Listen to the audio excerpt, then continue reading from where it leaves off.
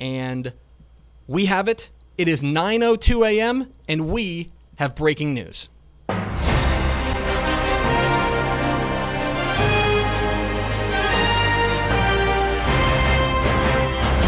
University Interscholastic League has announced the new districts for Texas high school football for the 2022 and 2023 seasons. They are being uploaded right now on texasfootball.com. There is a ton to break down. It is a seismic moment in Texas high school football. We are here to break it down for you over the next hour and a half, going classification by classification. Let's start with what we see in Class 6A. Big headlines across the state in Class 6A. The biggest one, Cy-Fair ISD remains split across regions. There was a question as to whether or not they're going to consolidate into either Region 3 or Region 2. They remain split in District 16 and District 17. Hewitt-Midway has moved out of District 11, the District of Doom with DeSoto, Duncanville, and Cedar Hill. They have now moved down in with Temple, Pflugerville-Weiss in District 12, along with Hutto, who makes the move from Region 4 to Region 2. Big time move there for the Hippos. Dallas Skyline takes the spot in District 11, 6A. Dripping Springs is a new promotion to 6A. They will get quite a test in with Austin Westlake and Lake Travis in District 26, 6A. An all-Katy ISD district in 19-6A. This is big-time doings there. All-Katy ISD, including defending 5A Division I state champ Katy Pato. Let's see. Also, the Rio Grande Valley and Laredo remain split. That was a big question as to what this was going to look like. Was the RGV and Laredo going to be merged in there? They remain split. So, there you go. Ish, your initial reaction to what we see in Class 6A. I mean, it's definitely that Katy district. I think you have you added a state champion, I should say, in Katy Pato, and so I think that having to consolidate them with, of course, Katy, with Tompkins, with Taylor as well, I think that was the immediate reaction because I was really curious to see where they would go, and naturally, of course, that works because you have all these schools now in 6A, and it kind of becomes kind of a frenzy. It does. 6A is going to be a lot of fun. To 5A Division I we go, where we get our first bombshell. District 3 5A Division I, the Aledo Bearcats will face off with Denton Ryan in District 3 5A Division I play for the next 2 seasons. A massive move as Aledo moves up from Division 2 into Division I, and they will draw a perennial power Denton Ryan in District 3. Abilene is going west to Amarillo and Lubbock. Big questions as to where they were going to go. The Eagles are making some long road trips to Amarillo and Lubbock. Another team on the margins, Lufkin. They are going north to East Texas and DFW into District 7 with Longview and Tyler, as well Lancaster, who joins that district as well. That is a real power nexus in 5A Division I. The Rio Grande Valley gets a pair of districts in 5A Division I, now making up more than half of Region 4 in 5A Division I. College Station and Magnolia have flipped out of Region 2 and into Region 3.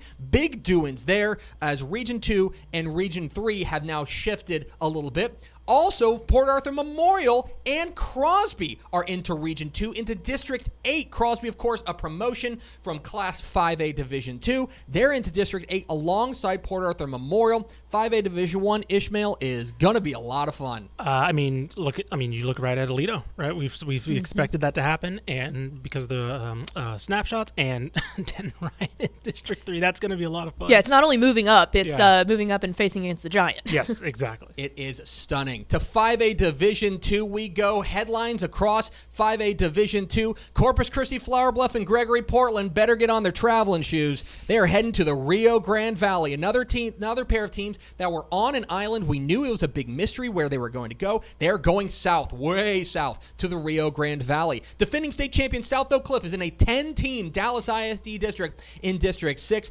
Texas High and Marshall, East Texas Powers, have flipped from Region 3 over to Region 2. Remember, that's basically changing from the NFC to the AFC, moving to the other side of the 5A Division 2 bracket. How about Leander Rouse? They flip over to Region 3. They're paired with Waco area schools in District 11. We've got a 10-team San Antonio District 14 down there in Region 4. Fort Bend Marshall gets a big change. They're heading to play Port Neches Groves and Nederland. They're in a big-time district there in Region 3. 5A Division 2, a lot of headlines to digest here. Yeah, I mean, Leander Rouse is the one that stood out to me because they went from a pretty tough district. I believe they played Brenham in a de facto district championship game last year. Now they go to basically being the perennial favorite, I would say, in that District 11 area. Yeah, most certainly. To 4A Division 1 we go. Where?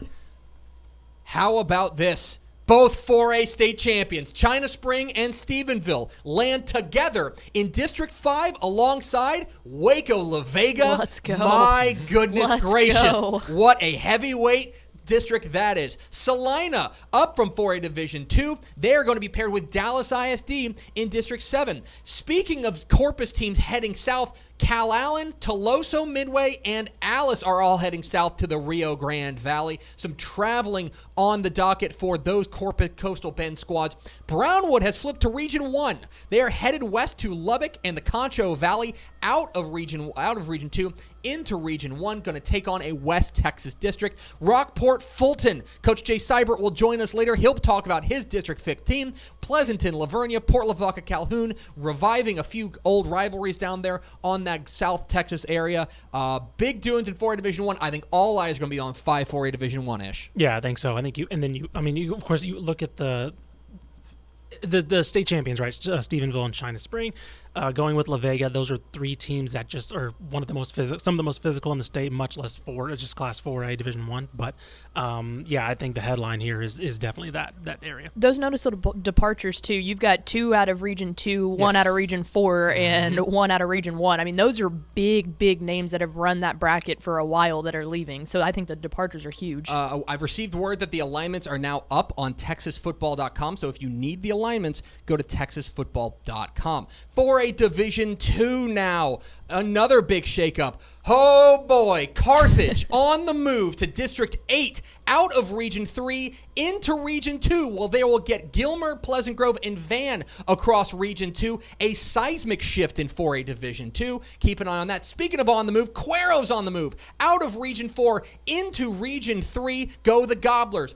Aubrey also on the move from Region 1 to Region 2. A lot of teams on the move across regions here in 4A Division 2. Glen Rose is on the move as well from 4A Division Region 2 to Region 1. Wichita Falls, Hershey, and Graham are heading west. They are taking on teams from West Texas, most notably, let me pull it up here, with Midland, Greenwood, Snyder, and Sweetwater. A little bit of travel there for those programs as Hershey making the move up from 4A or down from 4A Division 1. And a very small Region 4, just 20 teams, including a 4-team District 16.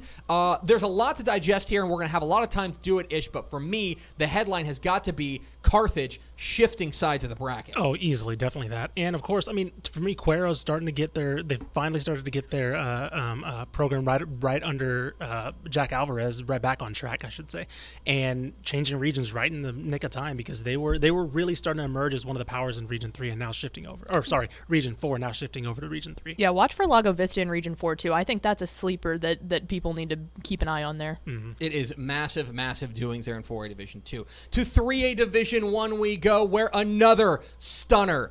Both 3A state champions, Lorena and Franklin, paired together in District 11. So the 2 state champions will go at it in 3A Division 1. Remember, Franklin on the move up from 3A Division 2 to 3A Division 1. There are no other region changes for existing 3A Division 1 teams. Very notable here. Iowa Park and Vernon have landed in District 3 alongside Jim Ned. That is certainly notable. Iowa Park dropping down from 4A Division 2.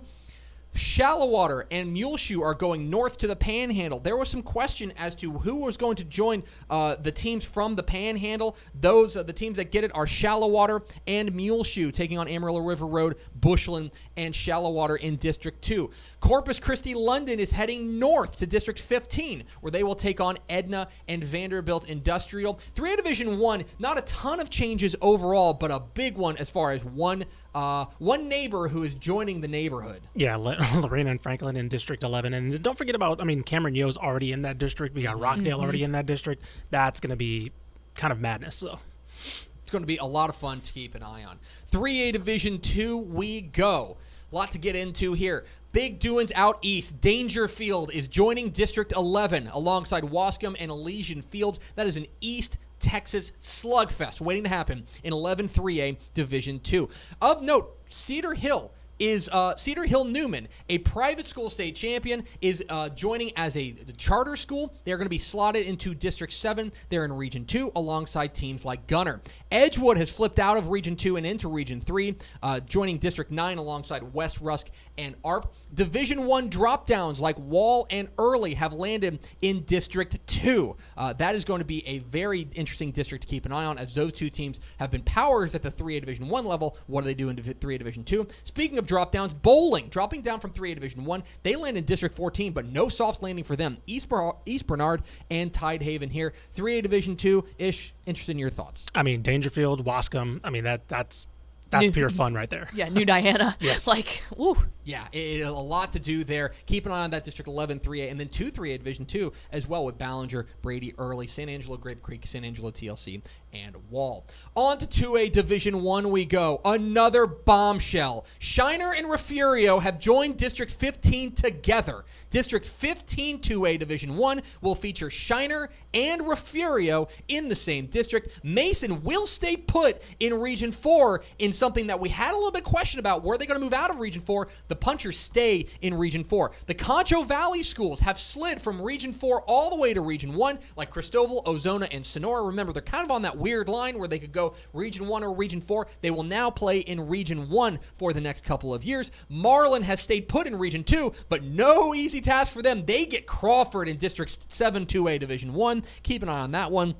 Speaking of that Concho Valley, kind of greater West Texas, Central Texas area, Coleman, Goldthwaite, and San Saba have all moved from Region 2 to Region 1 as well. And the Brazos Valley schools like Hearn, Holland, and Thorndale have moved over into Region 4. 2A Division 1, the big shock there, 15 2A Division 1. Easily, that four-way dance in Region 4 is all, or that three-way dance, I should say, between Shiner, Refugio, and Mason have always just kind of been hovering around each other when the playoffs start. And now, we get to see that Shiner Refugio game pretty early on in the season now. So. Let's not skip over the fact that Stratford, in addition to this that's one, gonna there's be a fascinating addition. we saw them not too long ago. Stratford joining there as well. That is going to be, of course, the defending state champs are joining there in 2A Division 1.